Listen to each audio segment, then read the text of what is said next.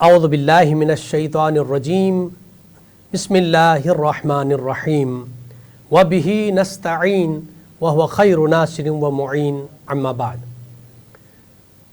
میں اپنے پروگرام کا آغاز اس شعر کے ساتھ کرنا چاہوں گا۔ خواجہ معین الدین چشتی رحمۃ اللہ علیہ نے بہت خوب فرمایا کہ شاہ است حسین بادشاہ است حسین دین است حسین دی پناہ است حسین سرداد نداد دست در دست یزید حقا کے بنائے لا الہ است حسین۔ محترم ناظرین کرام، پروگرام فیض کربلا میں آپ کا میزبان ڈاکٹر سید مظفر رضوی آپ کو خیر مقدم کرتا ہے اور آپ کی خدمت میں میری جانب سے السلام علیکم ورحمۃ اللہ وبرکاتہ۔ ناظرین کرام، محرم الحرام کا مہینہ شروع ہوتا ہے، یہ اسلامی پہلا مہینہ ہے اسلامی کیلنڈر کے مطابق، اور جیسے ہی محرم کا نام آتا ہے ہر مسلمان کے ذہن میں وہ عظیم الشان واقعہ جو تاریخ انسانیت میں ایک ایسا واقعہ پیش آیا اور 10 اکتوبر 680 عیسوی بمطابق 10 محرم الحرام 61 ہجری کو واقعہ کربلا امام علی مقام امام حسین علیہ السلام کو کربلا کے میدان میں شہید کر دیا گیا۔ جیسے محرم کا مہینہ آتا ہے ہر مسلمان کے ذہن میں وہ واقعہ کی یاد تازہ ہو جاتی ہے۔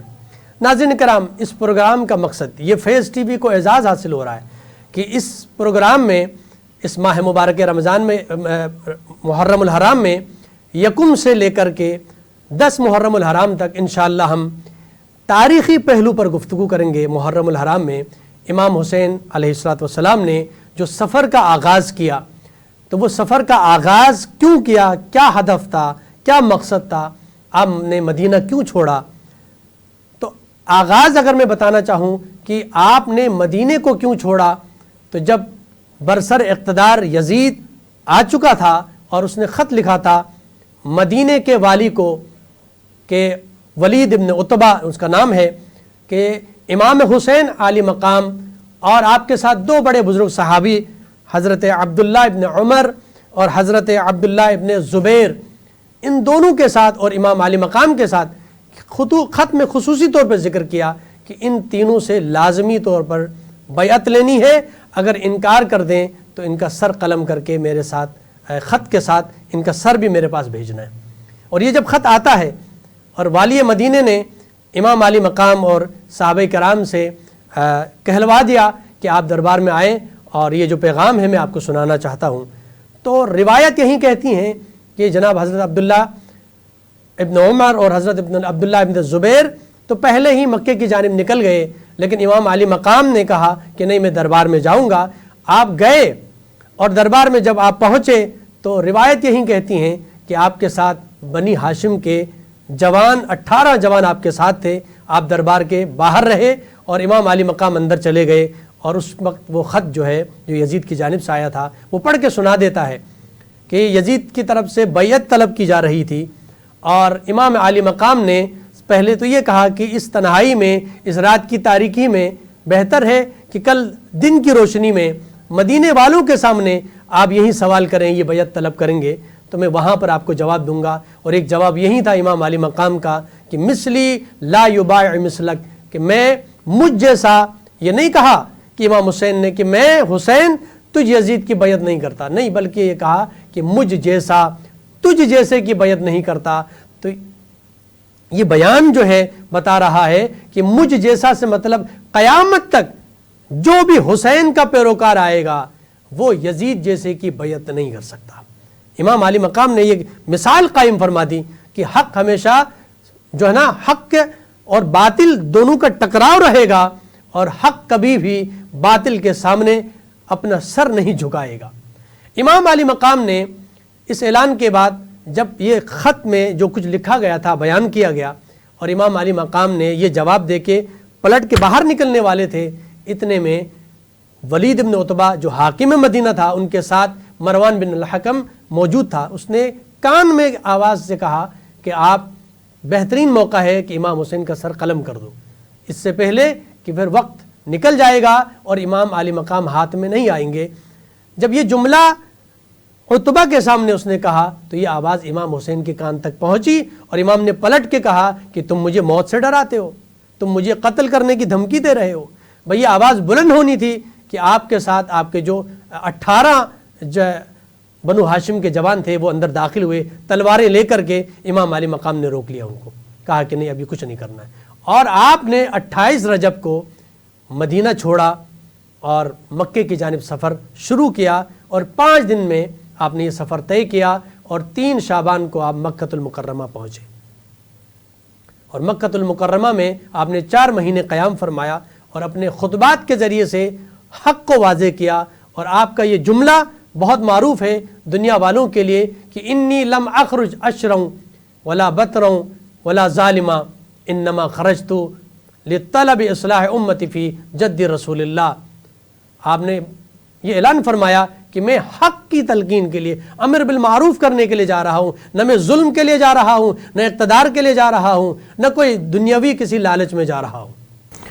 محترم ناظرین کرام، آج ہمارے ساتھ شریک گفتگو ہے پروفیسر ڈاکٹر زاہد علی زاہدی صاحب۔ آپ بہت مشہور معروف اسکالر ہیں اور سابق chairman department of Islamic learning ہیں، ہمارے ساتھ اس وقت فون لائن پہ موجود ہیں، اور میں گفتگو کا آغاز ڈاکٹر صاحب سے کرنا چاہوں گا۔ السلام علیکم ورحمۃ اللہ وبرکاتہ۔ وعلیکم السلام ورحمۃ اللہ۔ ڈاکٹر صاحب خیریت سے ہیں آپ؟ الحمدللہ۔ ڈاکٹر صاحب، محرم الحرام کا یہ مہینے کا آغاز ہوا ہے، اور محرم الحرام کی خود فضیلت کیا ہے، اور آج یکم محرم الحرام کو امام علی مقام امام حسین علیہ الصلوۃ والسلام سفر کرتے کرتے کس مقام پر پہنچے، اور آج کے دن کیا واقعات پیش آئے؟ دیکھیں، آپ نے کئی سوالات کر لیے، میں کوشش کرتا ہوں کہ 1 بائی 1 جی ان کے جواب دوں۔ جی بالکل۔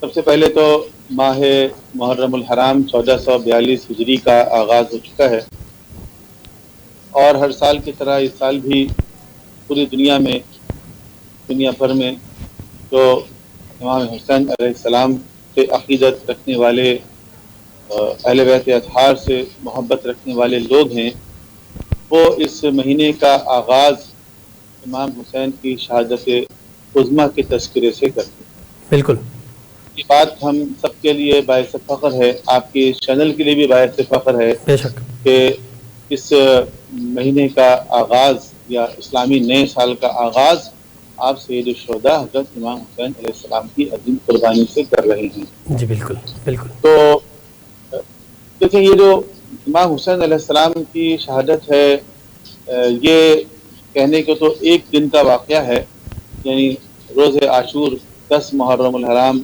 سن 61 ہجری میدان کربلا میں امام حسین اور لشکر یزید آمنے سامنے تھے، اور صبح سے یہ معرکہ شروع ہوا تو عصر تک اختتام پذیر ہو گیا، اور امام حسین شہید کر دیے گئے۔ ان کے انصار اور آوان اور بنی ہاشم کے جوان، یہ سب لوگ جو ہیں وہ دن بھر میں، جہاں تک کہ آخر کار حضرت امام حسین کو بھی شہید کر دیا گیا۔ یہ ایک دن کا واقعہ ہے تاریخ کے اعتبار سے دیکھیں، لیکن تاریخ پر اس کا جو امپیکٹ ہے، اس کا جو اثر ہے، وہ بہت طویل ہے۔ بے شک اس زمانے میں بھی اگر آپ دیکھیں تو سن 61 ہجری کے فوراً بعد مدینے پر جو اس کے اثرات مرتب ہوئے، مکے پر جو اس کے اثرات مرتب ہوئے، کوفے پر جو اس کے اثرات مرتب ہوئے، عالم اسلام کے جو اہم مراکز ان دنوں تھے، ان کے اوپر جو اثرات مرتب ہوئے وہ بہت شدید تھے۔ اور اس کے بعد آنے والے دنوں میں آپ مزید کئی 100 سال تک دیکھیں تو اس کے اثرات آپ کو تاریخ میں نمایاں نظر آئیں گے۔ بے شک یہ جو آج امام حسین علیہ السلام کا تذکرہ ہو رہا ہے، تو یہ کوئی نیا نہیں ہے، بلکہ یہ صدیوں سے چلا آ رہا ہے۔ طریقہ کار بے شک مختلف ہو سکتا ہے، حالات مختلف ہو سکتے ہیں، جیسے کہ آج ہم کورونا کا شکار ہیں اور تمام تر احتیاطی تدابیر کے ساتھ ذکر حسین انجام دے رہے ہیں، تو حالات بدلتے رہتے ہیں۔ بہرحال ہمیشہ سے قائم ہے اور انشاءاللہ ہمیشہ قائم رہے گا۔ بے شک۔ دوسری بات یہ ہے کہ جو آپ نے سوال کیا کہ امام حسین علیہ السلام کا کاروان جی کیونکہ امام حسین علیہ السلام کا جو کاروان ہے وہ اصل میں تو 28 سفر کو نکلا. امام حسین کا کاروان جو ہے وہ 28 رجب کو جی مدینے سے روانہ ہوا اور وہ پہلے مکہ آیا. بے شک. اور پھر امام حسین نے شعبان کا پورا مہینہ مکے میں گزارا، رمضان کا پورا مہینہ مکے میں گزارا، پھر شوال کا پورا مہینہ آپ نے مکے میں گزارا، پھر ذیقات کا پورا مہینہ آپ نے مکے میں گزارا. 4 مہینے آپ مکے میں گزارے. مکہ جو ہے وہ عالم اسلام کا مرکز ہے. پورے عالم اسلام سے لوگ حج کرنے کے لیے خانہ کعبہ کی طرف آتے ہیں، اور حج کا موسم نہ بھی ہو تو عمرہ ادا کرنے کے لیے پورے عالم اسلام سے لوگ کعبے کی طرف آتے ہیں. تو امام حسین علیہ السلام سے چونکہ مطالبہ بیعت کیا گیا تھا اور آپ نے انکار کر دیا تھا، حاکم مدینہ نے جی آپ کے سامنے جب یزید کا مطالبہ رکھا تو آپ نے اسی وقت انکار کر دیا اور وہاں سے نکل کر آپ مکہ آ گئے. مکہ ایک بین الاقوامی شہر ہے، پورے عالم اسلام سے وہاں لوگ آتے ہیں. پورے عالم اسلام میں یہ بات پھیل گئی، یہ بات پہنچ گئی کہ حسین ابن علی نے یزید ابن معاویہ کی بیعت سے انکار کر دیا ہے اور مدینہ طیبہ کو آپ نے چھوڑ دیا اور آپ مکے میں تشریف لے آئے ہیں. عبداللہ ابن زبیر بھی مدینہ کو چھوڑ کر مکے میں آ گئے تھے. اب مکے میں آپ کی ملاقاتیں مختلف لوگوں سے ہوتی رہیں، بعض صحابہ سے، بعض تابعین سے، بعض دیگر لوگوں سے. آپ کے اپنے خاندان کے لوگوں نے بھی بعض لوگ مدینے سے مکے کی طرف آ گئے تھے. تو یہ خبر جو ہے امام حسین علیہ السلام کی کہ آپ نے یزید کی بیعت سے انکار کر دیا، آپ مکہ تشریف لے آئے ہیں، یہ خبر لوگوں کے ذریعے اصل میں کوفے میں پہنچی. کوفہ آپ کو معلوم ہے ایک بہت اہم شہر ہے، حضرت علی نے اس کو دارالخلافہ اپنا قرار دیا تھا. تو کوفے میں حضرت علی کے چاہنے والے، ماننے والے ایک بڑی تعداد میں موجود تھے، کیونکہ گزشتہ 20 سالوں کے دوران بعض سے لوگ جو ہیں وہ دنیا سے گزر چکے تھے، بعض لوگوں کا قتل بھی ہو گیا تھا، بعض لوگوں کو قید میں بھی ڈال دیا گیا تھا. اس کے باوجود بھی ایک طبقہ ایسا موجود تھا جو اس بات کے لیے آمادہ تھا. اچھا ڈاکٹر صاحب میں قطع غلامی ہوں، میں کہنا یہ چاہ رہا ہوں کہ انشاءاللہ ہمارا یہ پروگرام جو ہے یکم سے آغاز ہو رہا ہے، تو انشاءاللہ یہ تاریخی پس منظر کو مد نظر رکھتے ہوئے ہم گفتگو کریں گے، اور شام کے حالات، کوفہ کے حالات، اس پر انشاءاللہ آپ سے گفتگو رہے گی.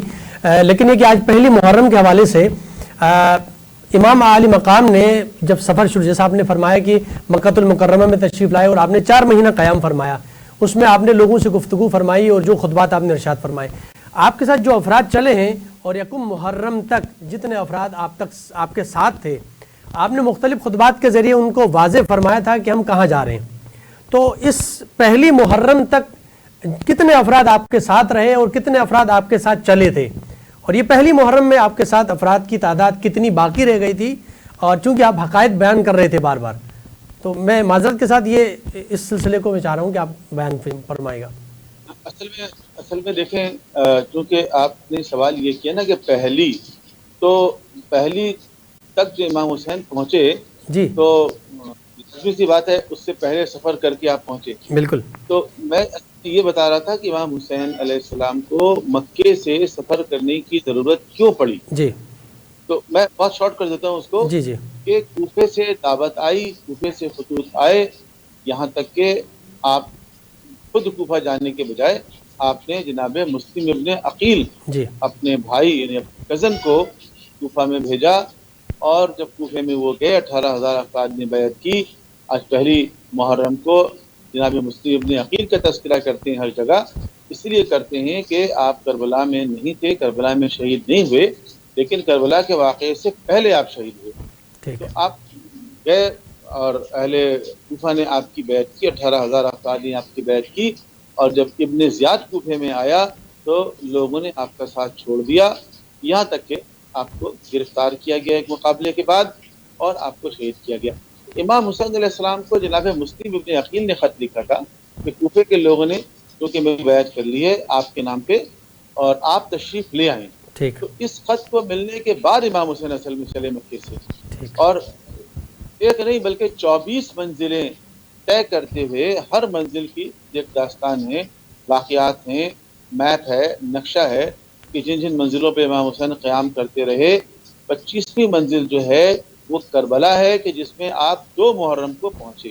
ٹھیک تو پہلی محرم کو آپ کوفے کے باہر پہنچے تھے اور آپ چاہتے تھے کوفے کے اندر داخل ہوں، لیکن لشکر حر نے آپ کا راستہ روکا، آپ کو کوفے میں داخل ہونے نہیں دیا۔ امام حسین جب سے چلے مکے سے بہت سے لوگ آپ کے ساتھ آتے چلے گئے، یہاں تک کہ ایک ایسے مقام پر آپ پہنچے کہ جہاں کوفے سے 2 افراد آ رہے تھے، ان کو آپ نے روکا، ان سے پوچھا بتاؤ کوفے کا کیا حال ہے؟ تو انہوں نے کہا کہ سب کے سامنے ہم بتائیں یا تنہائی میں بتائیں؟ آپ نے کہا نہیں، سب کے سامنے بتاؤ، یہ سارے لوگ میرے قابل اعتماد ہیں۔ تو انہوں نے یہ بتایا کہ جب ہم کوفے سے نکل رہے تھے تو کیفیت یہ تھی کہ مسلم ابن عقیل کو دارالعمارہ کی چھت پہ لے جا کے قتل کر دیا گیا تھا، ان کے جسم کو نیچے پھینک دیا گیا تھا، ان کا سر دارالعمارہ پہ لٹکا دیا گیا۔ ہانی ابن عروہ کہ جو سردار تھے اپنے قبیلے کے اور جناب مسلم ان کے گھر میں قیام پذیر تھے، ان کو بیچ بازار میں لے جا کے قتل کیا گیا۔ ان دونوں کے لاشوں کو بازاروں اور راستوں میں گھسیٹا جا رہا ہے۔ یہ کیفیت جو امام حسین علیہ السلام نے سنی، اپنے ساتھیوں کو کہا دیکھو جس کوفے کی طرف ہم جا رہے ہیں اس کی کیفیت یہ ہو گئی ہے، تو تم میں سے جو میرے ساتھ جانا چاہے وہ چلا جائے، اور جو نہیں جانا چاہتا ہے میری طرف سے وہ آزاد ہے۔ اچھا ڈاکٹر صاحب یہاں پر معذرت کے ساتھ مختصر سا بریک لینا چاہیں گے، بریک کا ٹائم ہو رہا ہے۔ ناظرین کرام، بریک کے بعد انشاءاللہ آپ کی خدمت میں دوبارہ حاضر ہوتے ہیں۔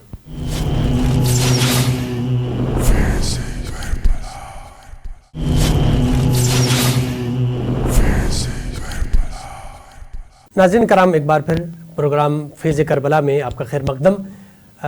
بریک سے پہلے ہماری گفتگو پروفیسر ڈاکٹر زاہد علی زاہدی صاحب سے گفتگو ہماری جاری تھی، اور آپ فرما رہے تھے کہ کربلا کے مقام پر آپ جو 2 محرم کو پہنچے، لیکن پہلی محرم کے حوالے سے ہماری گفتگو تھی کہ کیا واقعات پیش آئے، پھر جناب مسلم کی شہادت، تو اس حوالے سے گفتگو ہماری جاری تھی۔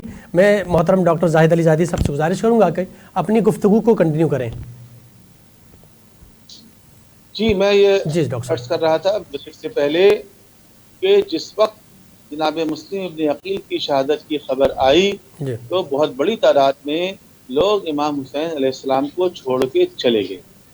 یہ وہ لوگ تھے جو مفاد پرست تھے، جن کا خیال تھا کہ امام حسین جب کوفے میں جائیں گے تو ان کا استقبال ہوگا اور آسانی کے ساتھ آپ کوفے پر قابض ہو جائیں گے۔ تو یہ مفاد پرست لوگ تھے اور وہ ایک ایک کر کے امام حسین کو چھوڑ کے چلے گئے۔ اب جو آپ کے ساتھ رہے وہ صرف مخلص لوگ رہ گئے، آپ کے خاندان۔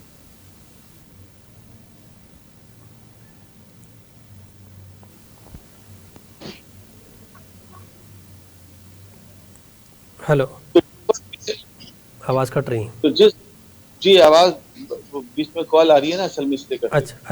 اچھا ڈاکٹر صاحب آپ سے گفتگو ہم کنٹینیو کرتے ہیں۔ ہمارے ساتھ محترم جناب مفتی محمد وسیم بندگی صاحب ہمارے ساتھ کال پہ موجود ہیں۔ آپ وائس چیئرمین ہیں اتحاد علماء اہل سنت پاکستان کے۔ السلام علیکم ورحمۃ اللہ وبرکاتہ۔ وعلیکم السلام ورحمۃ اللہ وبرکاتہ۔ مفتی صاحب کیسے مزاج ہیں؟ خیریت سے ہیں آپ انشاءاللہ؟ اللہ کا شکر ڈاکٹر صاحب، آپ خیریت سے ہیں؟ ٹھیک ہے، بہت بہت شکریہ۔ فیض کربلا پروگرام میں آپ تشریف لائے ہیں، آپ سے گفتگو کا سلسلے کو آگے بڑھاتے ہیں۔ ڈاکٹر زاہدی صاحب اس وقت گفتگو فرما رہے تھے کہ یکم محرم الحرام کو کیا واقعات پیش آئے۔ مفتی صاحب آپ سے میں پوچھنا چاہوں گا کہ امام علی مقام علیہ الصلوۃ والسلام نے ماہ مبارکہ محرم کا سلسلہ شروع ہوا ہے، تو آپ جس مقصد کے لیے سفر کا آغاز کیا تھا اور پھر آپ کربلا پہنچے، تو وہ مقصد کیا تھا امام حسین کا جو اس سفر کے دوران جا بجا مقامات پر آپ اپنے ہدف اور مقصد کو بیان کرتے چلے؟ جی بالکل۔ جی مفتی صاحب دیکھیے، اگر آپ کے سوال کا جواب میں امام حسین کے تو زیادہ مناسب ہوگا، کیونکہ اس کا پس منظر تو سب کے سامنے ہے کہ آپ سے بیعت کا مطالبہ کیا گیا اور مدینہ منورہ سے آپ کا یہ سفر شروع ہوا تھا۔ تو آپ نے جو پہلا وہاں پر خطبہ ارشاد فرمایا تھا نا، وہ بڑی جو ہے ہماری رہنمائی کرتا ہے اس مقصد کی طرف۔ آپ نے لوگوں سے یہ فرمایا وہاں پر نکلتے ہوئے، پہلے آپ نے اپنے نانا کے منبر پر جلوہ افروز ہوئے اور ایک خطبہ دیا جس کے کچھ الفاظ یہ تھے، آپ نے فرمایا کہ اے اللہ اور رسول پر ایمان رکھنے والوں، میرے نانا باپ کا کلمہ پڑھنے والوں اور نظام قرآن پر یقین رکھنے والوں، مجھے یزید کا خط آیا ہے کہ میری بیعت کر لو اور میری خلافت اور امامت کو تسلیم کر لو، مگر کیونکہ میں جانتا ہوں کہ وہ فاسق اور فاجر ہے، وہ زانی اور شرابی ہے، اسلام کا باغی ہے، دین کا دشمن ہے، اس لیے میں اپنا سب کچھ قربان کر دوں گا مگر اسلام کے باغی کی بیعت نہیں کروں گا، اور میرا یہی فیصلہ ہے۔ اچھا پھر آپ دیکھیے کہ اس کے بعد آپ نے ایک حکمت عملی کے تحت یہ کیا کہ آپ مدینہ منورہ سے کوچ کر جاتے ہیں، آپ مدینہ منورہ کو خیر آباد کہتے ہیں، اور وہاں سے آپ چلے جاتے ہیں مکہ المکرمہ۔ مکرمہ میں بھی کچھ عرصہ قیام کے بعد آپ کا یہ سفر حج کے موقع پر، دیکھیں وہاں پر حج ہو رہا تھا، آپ نے حج جیسی عبادت کو چھوڑا۔ بعض لوگوں کے ذہن میں یہ بھی سوال پیدا ہوتا ہے کہ آپ حج جیسی عظیم عبادت کو چھوڑ کر کیوں چلے گئے؟ میرے خیال سے اس کا جواب اگر ہم انہی سے سنیں تو بہت زیادہ بہتر ہوگا کہ وہ اپنا مقصد بتاتے ہیں۔ روایات بتاتی ہیں کہ آپ جب کعبۃ اللہ سے روانہ ہونے لگے تو آپ نے دعا پڑھے اور بارگاہ رب العزت میں ہاتھ پھیلا کر دعا کی، اور آپ دعا کے اندر یہ الفاظ ادا کرتے ہیں کہ یہ وہ وقت ہے کہ جب عید الاضحیٰ قریب آ رہی ہے اور مسلمان تیرے گھر کا مولا طواف کرنے کے لیے دور دور سے چلے آ رہے ہیں، اور تیرا حسین، تیرے محبوب کا حسین تیرے گھر کو چھوڑ کر پردیس کی طرف جا رہا ہے، اور تیرے گھر کے یہ جو در و دیوار ہیں جو میرے لیے سایہ رحمت ہیں، آج میں ان سے رخصت ہو رہا ہوں، لیکن مقصد بتایا آپ نے، فرمایا کہ میں تیرے گھر کی عزت اور صحن کعبہ کی حرمت کی خاطر تیرے گھر کو چھوڑ کے جا رہا ہوں۔ یعنی مقصد آپ نے خود بتایا کہ میرے جانے کا مقصد کیا ہے، کیونکہ میں یہاں سے اس لیے جا رہا ہوں کہ تاکہ میں دین کی حفاظت کر سکوں، دین کی پاسداری کر سکوں۔ آپ سب کے علم ہے کہ یزید کا جو معاملہ تھا، وہ یزید کیسا شخص تھا، سب اس کے بارے میں جانتے ہیں۔ میں تو یہ کہوں گا کہ اسلام کی مقدس پیشانی پر ایک بدنما داغ ہے یزید، دین کی پاک چادر پر ایک سیاہ دھبا اور مذہب کی نورانی ماتھے پر ایک کلنک کا ٹیکا تھا۔ اس نے جو ہے سب سے پہلے یہ کیا کہ اسلامی حکومت کے بجائے شخصی حکومت کی بنیاد ڈالی۔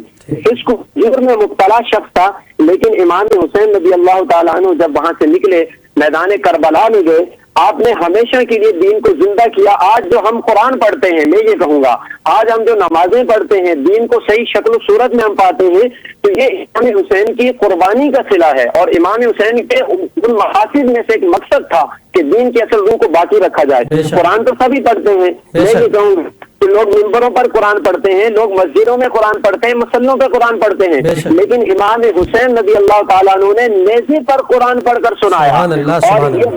اور یہ بات یاد رکھنی چاہیے، جب تک یہ دنیا قائم رہے گی امام حسین کا نام زندہ رہے گا، اور اس لیے نہیں رہے گا کہ وہ نواسہ رسول ہیں، اس لیے نہیں رہے گا کہ وہ جگر گوشہ بطول ہیں، اس لیے نہیں رہے گا کہ وہ نور نگاہ علی ہیں۔ بے شک نواسہ رسول ہونا بڑی سعادت ہے، جگر گوشہ بطول ہونا بڑی شان ہے، نور نگاہ علی ہونا بڑی عزت ہے، لیکن امام حسین کا نام اس لیے زندہ رہے گا کہ سجدے تو سب نے کیے، پر اس کا نیا انداز ہے، اس نے وہ سجدہ کیا جس پر خدا کو ناز ہے۔ خدا کو ناز کیوں نہ ہو کہ دیکھیں سجدہ فرش والے بھی کرتے ہیں، عرش والے بھی کرتے ہیں، سجدہ زمین والے کرتے ہیں، آسمان والے، حتیٰ کہ جنت کی حوریں کرتی ہیں، دہشت کے غلماں کرتے ہیں، زمین سے آسمان تک، فرش سے عرش تک، کائنات کا ذرہ ذرہ اللہ تعالیٰ کی حمد سنا کر رہا ہے، مگر عرش عظیم کے سائے میں سجدہ کرنا آسان ہوتا ہے۔ جنت کی پرکیف فضاؤں میں حمد ثنا کرنا مشکل نہیں، مسجد کے حجرے میں اللہ اللہ کرنا آسان ہے، لیکن بیٹے کی لاش پر گھوڑے دوڑتے دیکھ کر، معصوم اصغر کے حلق پر تیر پیوستہ ہوتا دیکھ کر، عباس کے بازو قلم ہوتے دیکھ کر، و محمد کی لاشیں تڑپتی دیکھ کر، اور پھر اپنے جسم پر سینکڑوں زخم کھانے کے بعد میدان کربلا کی تپتی ہوئی ریت پر بارگاہ الہی میں سجدہ کرنا اگر کسی کا کام ہے تو وہ صرف امام حسین کا کام ہے۔ سبحان اللہ، سبحان اللہ۔ مفتی صاحب بہت خوبصورت آپ نے گفتگو فرمائی، اور بہترین انداز میں امام علی مقام علیہ الصلوۃ والسلام کے اس ہدف اور مقصد کو آپ نے بیان فرمایا، اور کتنی اہمیت اور مقام ہے اسلام میں آپ نے وہ بیان فرمایا۔ سبحان اللہ۔ ڈاکٹر زاہد علی زاہدی صاحب ہمارے ساتھ تشریف فرما ہے۔ زاہدی صاحب سے میں گزارش کروں گا کہ آپ بیان فرما رہے تھے کہ وہ یکم محرم الحرام تک کا جو سلسلہ کہ شہادت مسلم اور اس کے بعد حر کا وہاں پر آنا اور حر کا قافلے کو روکنا، تو اس حوالے سے آپ بیان فرما رہے تھے، اس کو کنٹینیو کیجیے گا کیونکہ تاریخی پس منظر ہماری اس گفتگو میں شامل ہے، تو آپ اسی حوالے سے آپ گفتگو فرما رہے تھے۔ جی ڈاکٹر جی صاحب. میں یہ عرض کر رہا تھا کہ حر ابن یزید الریاحی جو تھا وہ ایک سپہ سالار تھا اور ایک شریف النفس انسان تھا. ٹھیک. وہ بے شک بنو امیہ کے لشکر میں شامل تھا، لیکن وہ اپنی ایک پروفیشنل ڈیوٹی انجام دینے والا انسان تھا. اس کو ابن زیاد نے یہ ذمہ داری لگائی کہ امام حسین علیہ السلام کے جو کوفے میں آنا چاہتے ہیں ان کو کوفے میں داخل نہ ہونے دیا جائے. ٹھیک. اور اس ذمہ داری کے ساتھ وہ ایک لشکر لے کر آیا. امام حسین جب بالکل کوفے کے بہت نزدیک تھے، ایک مقام پر ان کے کسی ساتھی نے کہا کہ ایسا لگتا ہے کہ سامنے کوئی نخلستان ہے اور کچھ درخت نظر آ رہے ہیں. غور سے دیکھنے پہ پتہ چلا کہ یہ درخت نہیں ہے بلکہ یہ نیزے کی انیاں ہیں، اللہ. اور یہ جو سامنے جو کچھ نظر آ رہا ہے یہ دراصل ایک لشکر ہے. جب قریب آیا تو پتہ چلا کہ یہ تو حر کا لشکر تھا. حر کا لشکر جب سامنے آیا تو امام حسین علیہ السلام نے دیکھا کہ حر اور اس کے جو ساتھی ہیں وہ پیاس سے بری طرح تڑپ رہے ہیں. تو امام حسین نے یہ نہیں پوچھا کہ تم کون ہو، کیا چاہتے ہو اور کیوں آئے ہو وغیرہ وغیرہ. سب سے پہلے اپنے ساتھیوں سے کہا کہ ان سب کو پانی پلاؤ، اور ان کو پانی پلایا گیا. اور اس کے بعد کہا ان کے حیوانوں کو بھی پانی پلاؤ، اور جب تک کوئی حیوان 3 مرتبہ پانی سے منہ نہ ہٹا لے اس کے سامنے پانی پیش کرو. اور اس طرح آپ نے سب سے پہلے تو حر کے لشکر کو سیراب کی، اور اس کے بعد پوچھا کیا ارادہ ہے. حر نے کہا کہ مجھے کہا گیا ہے کہ آپ کوفے کے اندر داخل نہیں ہو سکتے. آپ نے کہا کہ لیکن میں جانا چاہتا ہوں. تو حر نے آگے بڑھ کے آپ کے لجام میں فرس پر ہاتھ ڈال دیا. جب یہ حرکت اس نے کی تو آپ نے فرمایا کہ اے حر تیری ماں اس پر روئے. یہ ایک عربی زبان کا ایک محاورہ ہے لیکن ذرا سخت جملے ہیں یہ. تو جب یہ کہا تو حر نے کہا کہ فرزند رسول آپ نے میری ماں کا نام لے لیا سب کے سامنے، لیکن میں آپ کی ماں کا نام نہیں لے سکتا کیونکہ آپ کی جو والدہ گرامی ہیں وہ سیدۃ النساء العالمین ہیں. سبحان اللہ. اچھا، یہ حر کے اندر سے جو ایک پاکیزگی ہے، شرافت ہے، وہ ظاہر کر رہے ہیں. کیونکہ حر نے کام غلط کیا لیکن اندر سے چونکہ ایک نیک آدمی تھا اس لیے اس قسم کے جملے اس نے کہے. اور اس کے بعد پھر امام حسین نے اپنا سفر جاری رکھا آگے کی طرف، تو حر بھی ساتھ ساتھ چلتا رہا. تو امام حسین نے پوچھا کہ تم میرے ساتھ کیوں آ رہے ہو؟ اس نے کہا مجھے کہا گیا ہے کہ میں آپ کے ساتھ ساتھ رہوں. اور اس طرح جب تک امام حسین چلتے رہے تو حر آپ کے ساتھ ساتھ چلتا رہا. جب امام حسین نے کربلا میں آ کے پڑاؤ ڈالا تو حر نے بھی آ کے پڑاؤ ڈالا. تو لشکر حر سے امام حسین کی ملاقات اسی یکم محرم کو ہوئی. جزاک اللہ. جزاک اللہ. ڈاکٹر صاحب آپ ساتھ رہیے گا.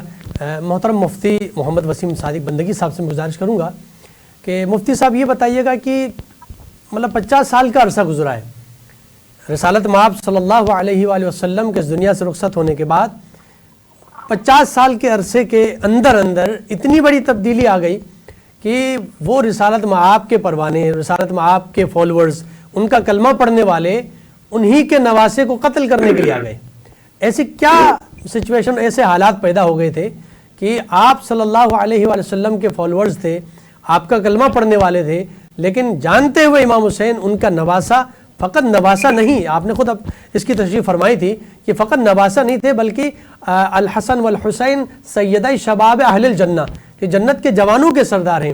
تو ایسا کیا مطلب حالات ایسے پیدا ہو گئے کہ امام علی مقام کو قتل کرنے کے لیے آئے؟ جی مفتی صاحب. دیکھیے ڈاکٹر صاحب، اس کا سیدھا سا جواب تو یہی ہے کہ آقا تاجدار مدینہ صلی اللہ علیہ وسلم نے پہلے سے ہی اس بات کی پیشن گوئی فرما دی تھی کہ میرے اس نواسے کو، میرے شہزادے کو میدان کربلا میں شہید کر دیا جائے گا. یعنی یہ پیشن گوئی تو پہلے سے آقا علیہ السلام کی ایمان اقدس سے ہو چکی تھی. اور شاید یہی وجہ ہے کہ جتنی حق اور صداقت کسی کی شہادت پر ہونی چاہیے، اس سے بڑی دلیل میرے خیال سے صداقت کی نہیں ہو سکتی کسی کی شہادت پر جو امام حسین کی شہادت پر زبان رسول سے ادا کی گئی ہے. اور شاید اسی وجہ سے ایسا بھی ہوا کہ اسلام میں بڑی شہادت ہوئی ہیں اور بڑے مارکے جو ہے پیش آئے لیکن جتنا میں کہوں گا شہرت اور جتنا دوام اور جتنی بلندی اور جتنا ذکر اس شہادت کا ہوتا ہے شاید دنیا میں کسی شہادت کا نہیں ہوتا ہوگا۔ اس کی وجہ بھی یہی ہے کہ آقا نامدار تاجدار مدینہ صلی اللہ علیہ وسلم نے اپنی زبان حق سے اس شہادت کے اوپر مہر ثبت فرما دی تھی۔ اب کیونکہ پیشن گوئی تو پہلے سے ہو چکی ہے کہ آپ کو شہید کر دیا جائے گا، اب صرف اس کے عملی اسباب بننے تھے، اس کے راستے بننے تھے جس کے ذریعے یہ کام ہونا تھا۔ اور دوسرا اس میں پہلو یہ ہے کہ حق اور باطل کا فرق بھی کرنا تھا، یعنی یہ بھی بتانا تھا کہ بعض لوگ اسلام کا نام لیتے ہیں لیکن ضروری نہیں ہے اسلام کا نام لے کر بھی کوئی حق پر ہو۔ جس طرح مولا علی کرم اللہ وجہ الکریم کے خلاف ان الحکم الا للہ کا جب جو ہے نعرہ بلند کیا گیا تو وہاں پر بھی مولا کائنات نے فرمایا تھا یہ کلمہ حق ہے لیکن اس سے مقصد باطل لیا گیا ہے۔ بالکل یہاں پر بھی میں یہ کہوں گا میدان کربلا کے اندر بھی رسول کائنات صلی اللہ علیہ وسلم نے پیشن گوئی تو فرما دی تھی لیکن حق اور باطل کی پہچان بھی ہونا ضروری تھی۔ ابھی جو ہے وہ حضرت حر کا تذکرہ ہو رہا تھا تو میدان کربلا میں تو حضرت حر بھی موجود تھے، آپ دیکھیں۔ یہاں پر بریک کا ٹائم ہو رہا ہے، مختصر سا بریک لیتے ہیں ناظرین کرام، بریک کے بعد انشاءاللہ دوبارہ آپ کی خدمت میں حاضر ہوتے ہیں۔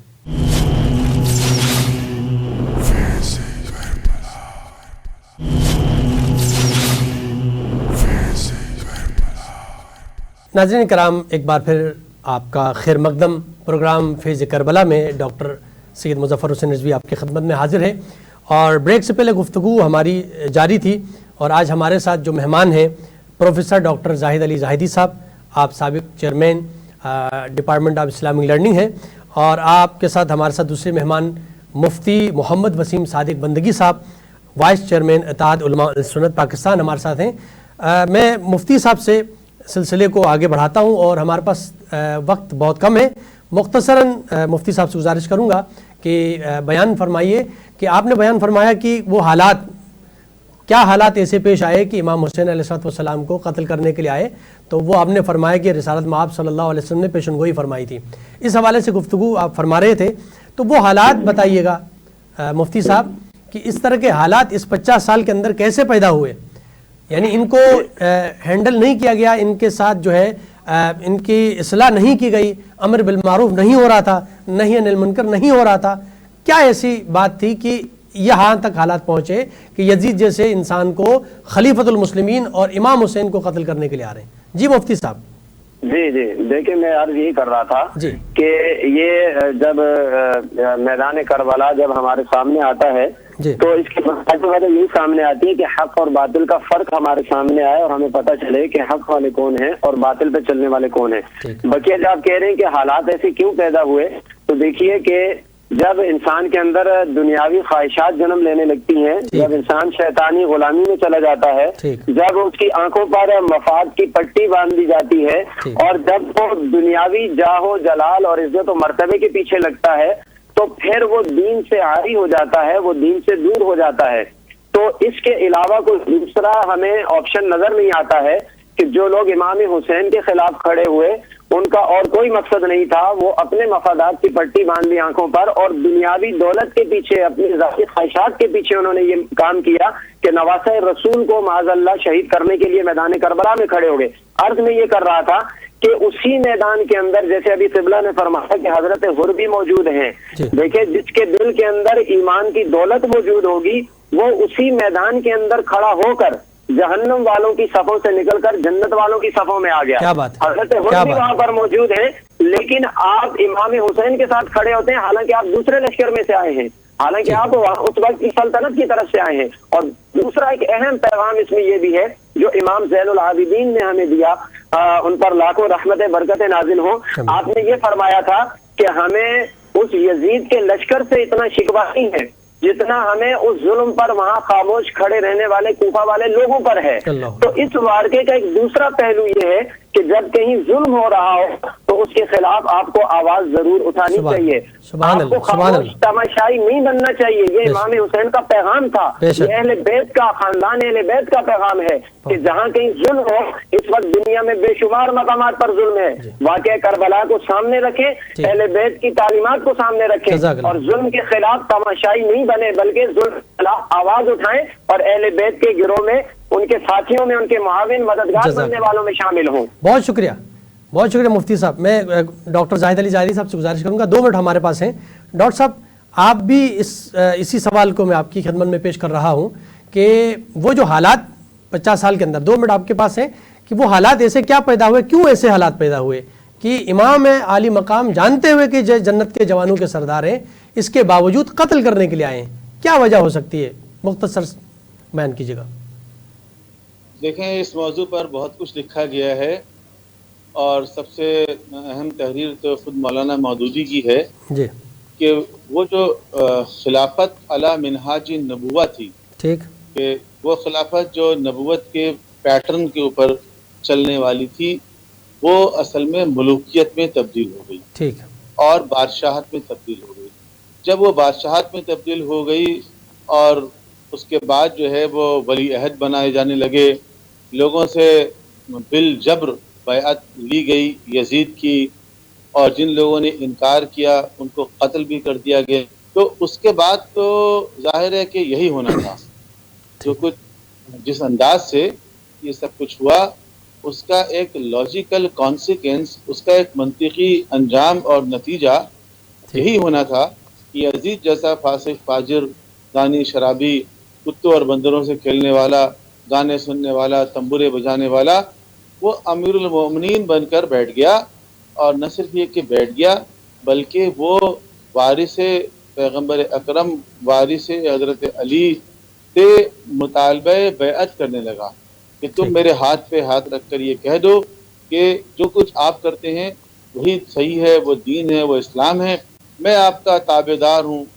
تو یہ تو امام حسین سے ہو نہیں سکتا تھا، اسی لیے وہ جو جملہ نے اشارہ کیا نا امام حسین کا خطبہ، تو وہ مدینے میں حاکم مدینہ کے سامنے امام حسین کا خطبہ ہے، جس میں آپ نے بہت کیٹیگوریکلی کہہ دیا کہ مثلی لا یبایعہ مثلہ، بالکل، مجھ جیسا اس جیسے کی بیعت نہیں کرتا۔ بالکل، تو بس یہ اصل میں بنیادی ایشو تھا۔ اب اس کو تفصیل سے بیان کرنے کا بہت شکریہ۔ آج ہمارے ساتھ 2 مہمان ہمارے ساتھ موجود تھے گفتگو کے لیے۔